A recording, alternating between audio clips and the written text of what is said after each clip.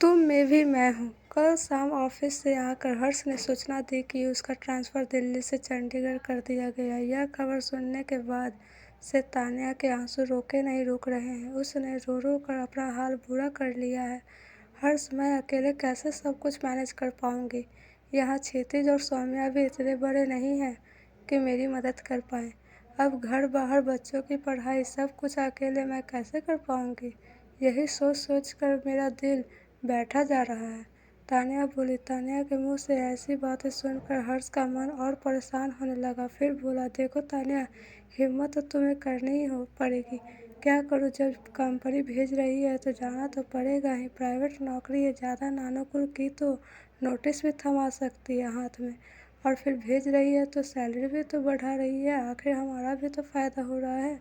जाने में सैलरी बढ़ जाएगी तो घर का लोन चुकाने में थोड़ी आसानी हो जाएगी। थोड़ी देर चुप रहने के बाद तान्या का तनाव थोड़ा और कम करने के लिए हर्ष फिर बोला, देखो तान्या, महीने का राशन मैं खरीद कर रख ही जाऊंगा। सब्जी वाले रोज घर के सामने से जाते हैं, उनसे ले लिया करना। अगर वक्त बेवक्त कोई और ज़रूरत पड़ती है तो आसपास के लोग हैं ही, इतना रिश्ता तो हमने बना रखा ही है। हर एक से कि एक फ़ोन करने पर कोई भी आ खड़ा होगा। मगर हर्ष के समझाने का तान्या पर सकारात्मक प्रभाव नहीं पड़ रहा था। दरअसल 10 सालों के वैवाहिक जीवन में यह पहला अवसर आया था जब तान्या को हर्ष से अलग रहने की ज़रूरत आ पड़ी थी।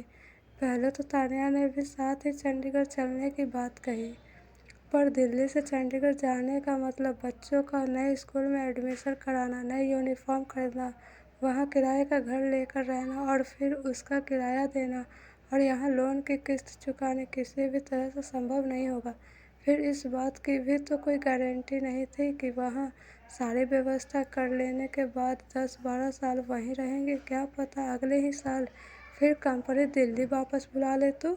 कब तक बच्चों को लेकर ऐसे फिरते रहेंगे? इसलिए हर्ष ने तान्या को समझाते हुए कहा कि उसका अकेले जाना ही उचित होगा। हर्ष को अगले ही सोमवार को चंडीगढ़ ऑफिस ज्वाइन करना था, इसलिए वह मन से जाने की तैयारी करने लगा।